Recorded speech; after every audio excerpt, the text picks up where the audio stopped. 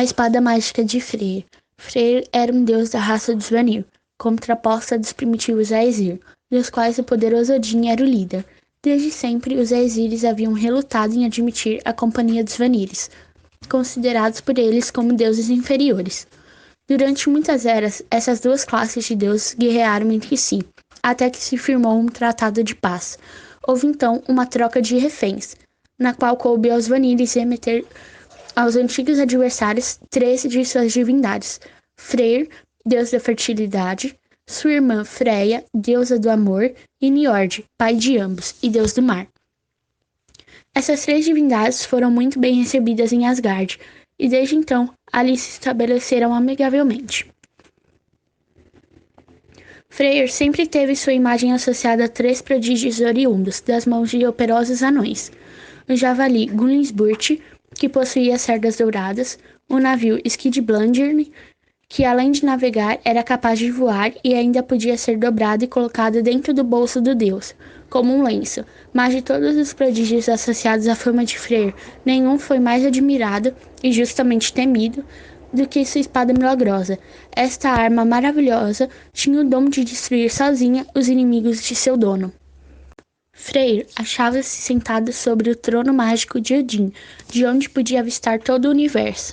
Aproveitando a ausência dos mais poderosos dos deuses, ele contemplava dali a vastidão dos 9 mundos, desde as profundezas de Niflheim até os confins gelados de Jotunheim, a terra dos gigantes. Ali deteve seu olhar durante um longo tempo, até que a certa altura avistou uma linda jovem com sua longa cabeleira dourada a esvoaçar sob o vento gélido que descia das montanhas encapuzadas pela neve. "Justos céus!" exclamou ele, maravilhado. "Quem é esta beldade?" Freyr ficou possuído por um desejo incontrolável pela bela criatura, e desde então perdeu o sossego a ponto de não conseguir mais dormir. "O que está vendo? O que anda tão abatido?"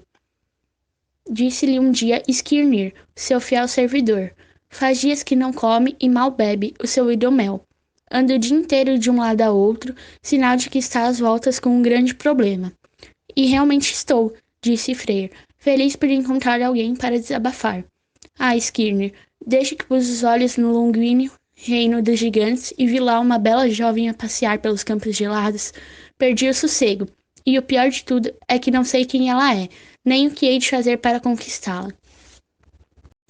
Skirnir ficou observando o estado lamentável em que seu senhor se encontrava, e pelo tom pálido de suas faces pôde comprovar que realmente ele estava perdidamente apaixonado.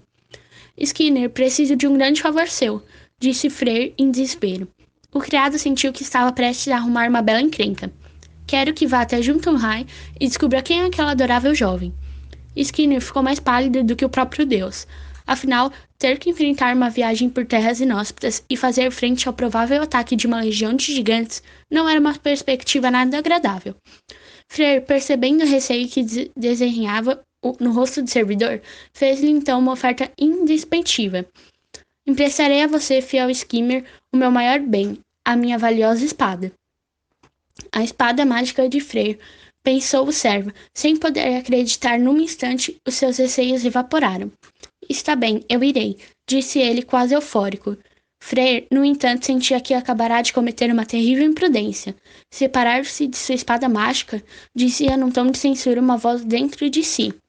Ele nunca fizera isso antes, e aquela mesma voz interior parecia que lhe disser que se o fizesse, nunca mais tornaria a vê-la.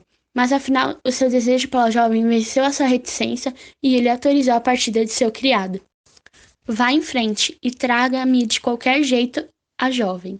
"Deixa comigo," disse Skirnir, que já sentia feliz por poder dar início àquela que sem dúvida seria a maior de suas aventuras.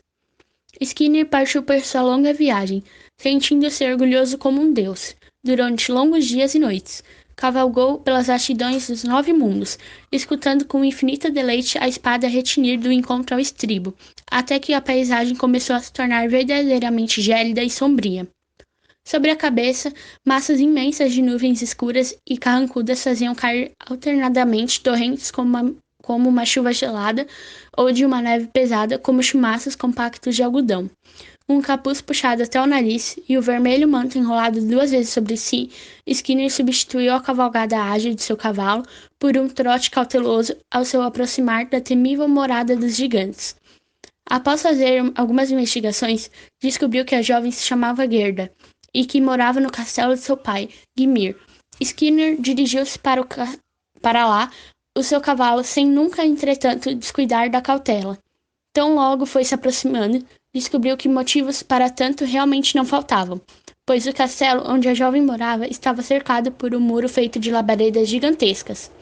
E esta agora, pensou Skinner, puxando as rédeas do cavalo que escarvava impacientemente a neve, disposto a se arremessar de qualquer jeito sobre o terrível anel de chamas. É isto mesmo que você quer? Disse Skinner, colando da boca a orelha do cavalo. O animal, como se estivesse entendido perfeitamente as palavras do cavalheiro, confirmou 2 vezes com a cabeça, fazendo com que a neve acumulada em sua crina se desprendesse numa pequena chuva alva. Logo em seguida, fez uma meia volta e retornou no ágil galope. Skinner afrouxou as rédeas o mais que pôde e, agarrado ao pescoço do animal, atravessou destemidamente as labaredas. Mas, graças ao galope velocíssimo, ambos chegaram praticamente incolumes do outro lado, apenas com alguns ligeiros chamuscos na crina do cavalo e no manto de Skinner, tendo agora à sua frente as torres do castelo de Gimir. É claro que esta algazarra toda acabou por despertar a atenção de Gerda, a filha de Gimir. Correndo até a janela de seu quarto, ela avistou aquele cavaleiro montado no centro de um círculo de cães mortos, cujo sangue tingia o tapete branco da neve. O que quer aqui, forasteiro? Disse ela alarmada. Fale, ou um exército inteiro desabará sobre você. Um silêncio cortado apenas pelo vento assobiante, que passava por entre os galhos secos das árvores despidas, tornou a situação ainda mais desconfortável. O que está esperando? Gritou ela lá de cima. Diga logo da parte de quem você vem, ou desapareça de uma vez. Skinner viu apenas a cabeça dourada dela mexer-se lá no alto, por entre os óculos de neve que caíam. Sua voz chegou apenas um pouco depois, entrecortada pelo vento, mas ainda assim ele pôde compreender o sentido das suas palavras. Freyr, o nobre Deus, deseja lhe fazer um pedido, gritou Skinner. A donzela esteve algum tempo indecisa, mas finalmente deu ordem para que abrissem os portões do castelo. Skinner adentrou os imensos corredores do palácio de Gimir. Apesar de verdadeiras fogueiras estarem acesas noite e dia nas diversas lareiras do salão principal, observou que, ainda assim, diversas estalactites pendiam ameaçadoramente do teto como transparentes espadas de gelo. Depois de subir os degraus de uma escada que parecia nunca mais acabar, Skinner viu-se diante da porta do quarto. Entre, mensageiro, disse uma voz delicada muito diferente daquela que escutara aos berros sob o chicote do vento. Skinner adentrou a grande peça. Gerda, apesar de estar vestida num elegante manto de peles, parecia, no entanto, tê-lo feito um pouco às pressas, pois uma das pontas da gola estava torcida para dentro. Seus cabelos dourados, verdadeiramente belos e impressionantes, também pareciam algo despenteados e tinham grudados em si alguns flocos ainda endurecidos de neve. Por favor, esteja à vontade e diga logo que recado traz de seu senhor, disse Gerda, dando as costas a Skinner e indo se sentar num tanto afastada, num assento comprido e forrado de peles escuras. Serei breve, princesa, disse Skinner, entrando logo no assunto. Meu senhor quer tê-la como esposa e pede que considere esta possibilidade. A princesa regalou seus olhos azuis e deixou escapar um pedaço de voz sem qualquer nexo, senão o que traduziu seu espanto. Casar-se comigo? Indagou com um sorriso de estupor. Meu bom criado, não sei se está ao par do fato de que seu senhor matou meu irmão em uma rixa, há muitos anos. Skinner foi pego de surpresa. Um ligeiro tremor sacudiu suas pestanas, mas ele estava tão distante da princesa que ela certamente não deve tê-lo percebido. Minha senhora, disse ele outra vez completamente seguro de si, meu senhor certamente há de lamentar essa infausta coincidência, mas observe o fato de que ele jamais o teria feito se, naquela época, já a conhecesse. A princesa baixou ligeiramente os olhos, como se o argumento tivesse desarmado. Skinner sorriu interiormente do seu primeiro triunfo. Gerda, por sua vez, sentindo que subterfúgios não dariam resultado, resolveu ser franca e direta, a boa e velha maneira dos gigantes. Meu amigo, sirva-se de uma taça de hidromel, que aí está ao seu lado, pois a viagem deve ter sido muito cansativa. Mas, antes que Skinner pudesse fazer o que ela sugeriu, Gerda arrematou.